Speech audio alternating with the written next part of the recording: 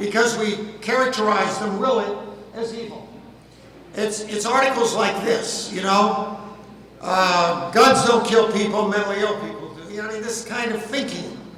And then there's this constant concept that if you're mentally ill, if you are mentally challenged, if you are a drug abuser, you have a fatal flaw. There is something deep down in you that is wrong and broken and can never be fixed. You were born that way and you will never change. This is a horrible way to think. And the more we talk this way, the worse it gets. Addiction, of course, is always seen as this horrible thing that you see. You never see addiction. You never see the face of somebody who's doing well. You always see, you know, the skinny, toothless, you know, clothes falling off. You never see people like people in this room. Never. Never. And there are all these animals, too. I mean, I never quite understand the snake thing. The monkey on the back. I guess it comes from that. And when we think about people having a fatal flaw, we start giving up on them. And we write them off. And we ignore them. And so we just do the thing we always do. But does that influence the way we think? Yes, it does. Very much so. How do we know that? This is a recent poll, national poll of the public view of people who have depression. All right, I read that Robin Williams suffered from depression. Great talent, perhaps one of the greatest talents of our time, suffered from depression. Schizophrenia, another disease, okay? Look what the public thinks. Bad character, see, that moral thing is always there. 32% of the public thinks there's something wrong with their character. You know, 33 to 41%, it's how you're raised. Well, good heavens, how you're raised is how you're raised. We can't change it. But if we're going to blame, you see, we're going to blame that. Then are you going to be violent to yourself? Somebody who's depressed, yes, they may well be. But are they going to be violent to others? There's no evidence that shows that people who are depressed or have schizophrenia are more likely to be violent than people who don't. There's no evidence. But this is what people believe. And what happens when you talk about the courts? Well, we're in the same place. We're not immune from stigma because we're human. We may have gone to law school, we may have been, you know, great lawyers or whatever, but we are still basically getting the same kind of input as everyone else. And so what do we do? Again, we don't think people can change. We have to protect public safety. That is our job, no question about it. But if you have somebody who's a substance abuser, mentally ill, it's much easier to justify a sentence as protecting public safety. And every time somebody fails, we give them more punishment. You see, instead of doing something different, we do the same. And that is where we have been for many years. So, why can't we make people change? We have a heavy stick, don't we? If you come in my courtroom and watch, you will see there are lots of people in custody, and there's some people that go back to custody. But you will see when people go back to custody, it's for a very short time. Why? Because change is very hard. I've told you judges have a hard time changing. But though you all know this, it's so hard to change. And we don't get it. Because we as judges think people should change because you're ordered to change, right? So why don't you do it? Well, I think there's some pretty simple things that I see every day. Life, everything around you doesn't change. If you live in the jungle, when you leave court, you go back to the jungle. Right? Where else are you going to go? You're not going to go to the Marriott, right? You're not going to go lease one of these buildings I fly by as I come along the freeway with all these rentals for $3,000, $4,000 a month. You go back to where you were. And the life around you doesn't change. The same friends are there, associates, people, the drugs, everything is there. Next, the way we are used to thinking doesn't change. So if you're always thinking about using, that doesn't go away. Doesn't matter what I say to anybody, those things stay. People give up so easily, they don't think there's any way out. You know, they really don't. And you all know that if you've been through this. You know, all know that. There comes a point when you really think you can't change. And there's nothing you can do, and you give up. And I think what happens to people, and I see this every day, they think that relapse is the end of the journey. They are a complete failure, and they don't recognize what I do. It is amazing to me, often, that someone can stay sober 8 days. I mean, that's an amazing, incredible accomplishment. And I'll tell them that, and they look at me like I'm an idiot. You know, because they should have done better. You know, they should have done better. And they live in the past. And that's what judges do too. We got to stop that. Can't live in the past. You know that? AA and NA meetings. I don't go, but I'm constantly reminded by those who come before me that, you know, you can't change the past, right? And you can't predict the future. All you have is today, and that's what I say every day. But it's so hard, even though I say that and people go to meetings, for them to get it. Now, change is very hard when you have a chronic relapsing condition. So this is why I want to talk about this, because I don't know if anybody's ever put it to you this way at an AA or an NA meeting or in your world, wherever that may be, that drug addiction and mental illness are really what I call a relapsing condition. That is, they are a disease that never goes away. What is the major relapsing condition that we all know about? Cancer. Right? I've been free of cancer for 3 years. I've been free of cancer for 2 months. Right? And everybody claps. And we all feel compassion. Right? For people who have no hair because of chemotherapy and because they've been free of cancer for months or years. But do we ever feel compassion in society? Or do we ever clap for people who have been sober for 3 months? Only in your groups, right? And what's wrong is not where you get support, but in the public, where instead of seeing that your ability to stay sober for even 30 days is an incredible accomplishment, we look at it as another waiting for the next thing to screw up, right? You're not going to make 45. See, that's all wrong, because you made it one day. And how do I know that? Let me show you. This is Proposition 36.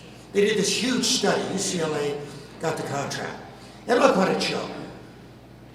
Only 25% of everybody who was eligible for this free pass out of jail, go to treatment, ever made it. Okay, in 5 years. And everybody says, that proves it doesn't work. I said, no. That doesn't tell you anything. Because that is over a fixed period of time. Look at it a very short period of time. Addiction is something that doesn't go away. So why are we looking at a longer period of time? And why are we looking at what these people do if we follow them for 20 years? We'll see something different. We'll see a much higher percentage. But we don't look at things that way. We look at things the way we want to look at them. You either prove your success now or you never do it. So let me tell you something that you may not realize. You know, doctors have the same problem as judges. They are terrible at getting people to change. How do we know that? This next slide is a national study. Look at this. Type 1 diabetes, if you don't take care of yourself, you're going to die. Okay? Hypertension, if you don't take your medications, you're going to die. Asthma, if you don't have your inhaler, if you don't get help, you're going to die. Right? These are all death diseases and conditions. But look at the relapse rates. You see, so when people tell me substance abusers, drug users can't get better, I say, look at this. I mean, they're doing a heck of a lot better than people with asthma and hypertension. Huh? And who has asthma and hypertension? Judges, doctors, the rich, the CEOs of corporations. See, all of these people have been college educated, and they got all these degrees, and they're supposed to be smart, right? Well, if you're smart, you take care of yourself. Well, you're doing worse than somebody who isn't supposed to be smart, right? And the reason is very simple, and that is that change is so hard. People don't keep their inhalers with them. People don't take their medication. You know, every day I'm asking people, did you take your medications? Oh, I stopped because I didn't feel good. You know, I understand that. The side effects are horrible. But if you talk to diabetics, or if you talk to diabetics, you got to check your sugar levels. And people don't do it, and they don't see the doctor. And all right, so let's go on, because what I'm trying to show you here is that you face the same struggle as so many others, and you're doing so much better. You see, but you don't get the recognition from those in power that you should. So what are the principles for judges? We need to change, okay? Very simple, we need to change. And what we have to do is get rid of what hasn't worked. And I showed you what hasn't worked, it's punishment. We got to go to something that does work, okay? And that's what we're trying to do, okay? The first thing is, judges have to accept responsibility for outcomes. You see, we don't do that. I sentence people as a judge, and I'm not talking about myself. And I go back in my chambers and have a cup of coffee.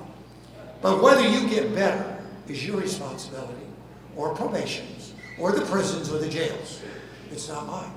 It's not mine. I just get the sentence. You know, I hope you do better, but I'm not in charge of that. You are. And so when you don't get better, whose fault is it? It isn't my fault. It's your fault. That's all wrong. What we have to do is accept the responsibility of helping people get better. We have to look to better outcomes. We have to be responsible for that. So I measure my success based on whether or not those in my programs can stay sober, can learn to take their medications, and do get better. And as long as I'm doing that, you see, if I'm going to get there, I have to be patient, right? Because people don't get better overnight.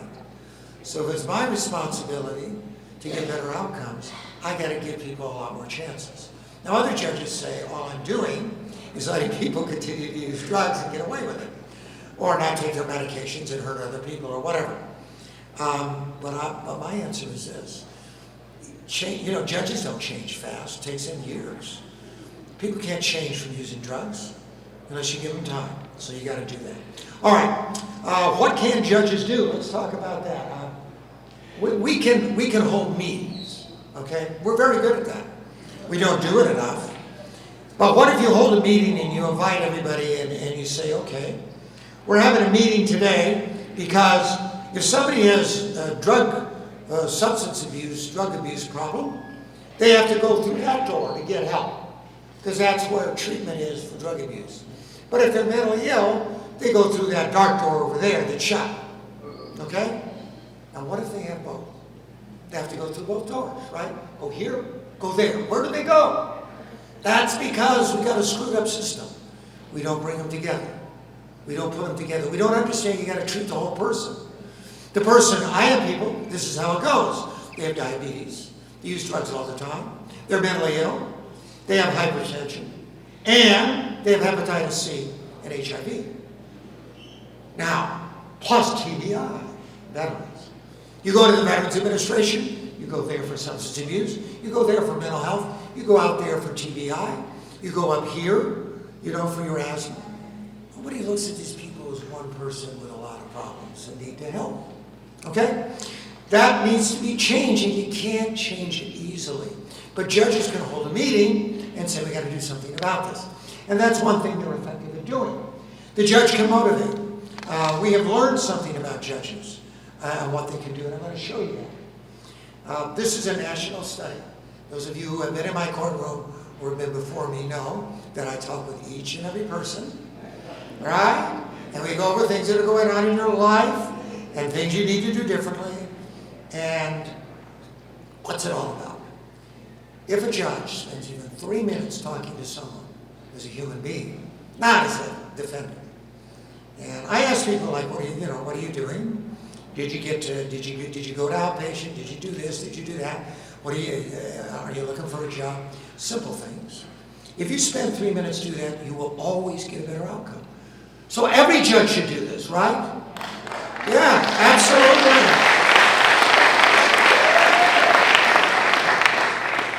So, I've already told you that, forget that, the punishment alone doesn't work. How do you prove it? This is 130 studies, about maybe 150, in the United States. And the red is punishment, and the blue is treatment. What does punishment do to people who are addicted to drugs or mentally ill? It makes them worse. That's what we learn. What does treatment do? It makes them slightly better.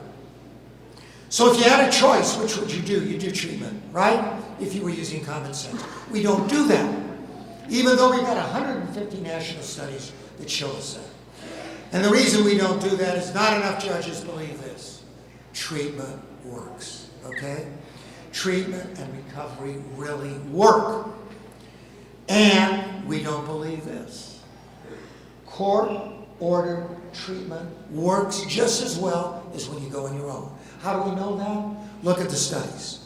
See, I always say, when people ask me, see, judges are very tough. They say, oh, man, you're full of it. Prove it, you know? I say, okay, here you are. More studies. The blue line up there, I know it's hard to see, but the blue line are the people where I say, you gotta go to treatment. And if you don't go to treatment, you may end up in jail. Probably will. You better do it. You're going to come back and see me in 2 weeks, and you prove to me you've gone to treatment. And it's going to really upset me if you don't. And I'm giving you these musts, and if you don't do them, I don't know what will happen, but not going to be good. All right, if I put pressure on you to go to treatment, and you go to treatment, you're going to do just as well as the people who do it on their own. It's amazing. So what does that teach judges? We should be sending everybody to treatment. Where's the substance abuse problem? I mean, why? Okay, so what's the next principle? I mean, the treatment works is really hard to get people to accept. The fact that recovery works is hard. But this is principle 3. It's really 1, but forget my numbering. Those people out in the community, I don't know how many here are drug counselors, treatment providers, managers of sober living homes, owners of sober living homes, residential treatment. These are the people that make it work.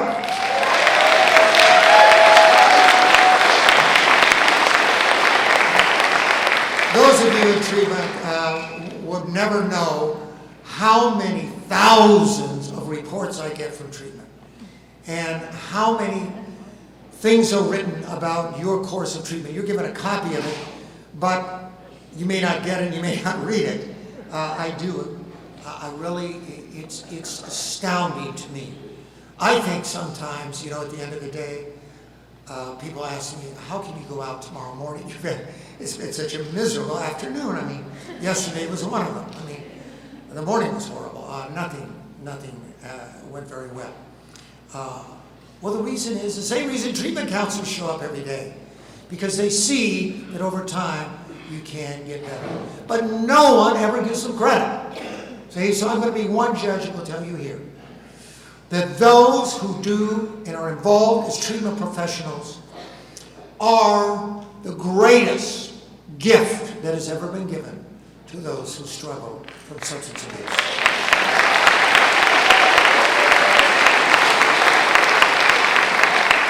And the second, and equally, if not more powerful gift, are those thousands of recovering addicts, alcoholics, who give their lives to AA and NA. I mean, this is incredible. And I never hear judges stand up and say, these are the solid foundation of staying well. We never say that, but it is true. It is true. And I can tell you the reason for that. when people come back and have once again, after graduating from my program, 3 years later, they've been rearrested for a drug offense, usually to being under the influence. And I asked them, what went wrong? 95% of them say, I stopped growing needles. Okay? Because recovery is a journey, as you know. And that's what it's all about. So what must judges do? We must learn to trust treatment, ask for assessments, rely on treatment, recommendations. When treatment gives us a recommendation, don't say they need residential. You know, when the recommendation is home and outpatient, or let them out of jail so they can go find their doctor. I mean, don't say no. They got to, follow the recommendations. And never, never should a judge, and unfortunately some do, think that we know anything about treatment, because we don't. I don't have the faintest idea what works. If I did, I would not be a judge. I could get a better job. I could figure out how to solve all these problems, but I don't. And then, of course, we've gone over that. I'm going the wrong way, aren't I? So here we go. Okay. Principle 4. The greatest thing a judge can do is reinforce someone, and that's why if you come to my court or you've been in my court, you will notice that I always congratulate you for doing things that are very important to you. And it gets so good that now, after I've congratulated somebody, and let's say they're mentally ill, we've gone and we talked about that, then they'll say, and I've been clean and sober 90 days. And we clap some more. Why is that? Because you all know this. If you build people up, they get better. If you run them down, they get worse.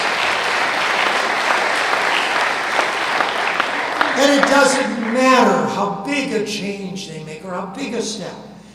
Judges are so used to running people down. You didn't go to probation. You didn't pay your fine. Sometimes I think we sound like a broken record about what you haven't done.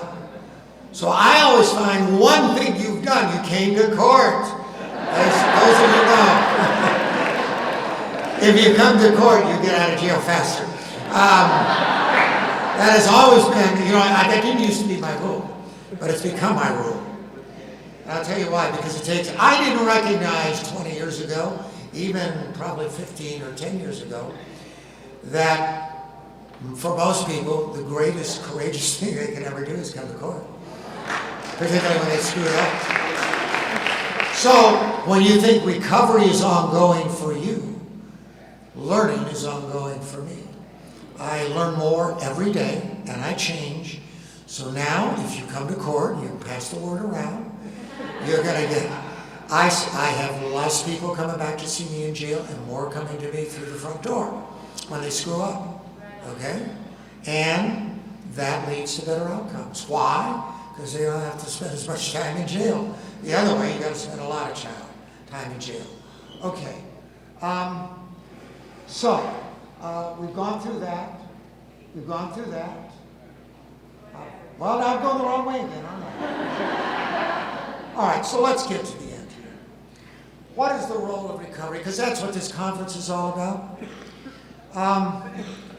In my view, and I've already told you about people coming back to me who screwed up. We don't do a very good job in the courts with people who abuse drugs and people who are mentally ill. We do a miserable job. I try very much, very hard. I devote my life to try and make that journey a little better. But I know this, that the courts, we've really failed at this. And one reason is because it really isn't our job. And one of the things in defense of the courts, I will say, is this. When there is a problem in society, that policymakers, the government, the legislature, those who have the power to make real big changes, when there's a problem, the changes don't happen and the people get dumped on the courts. And we're expected to do the work. And that's not our job. I mean, I'm the rare one who's out there believing in treatment. Our real job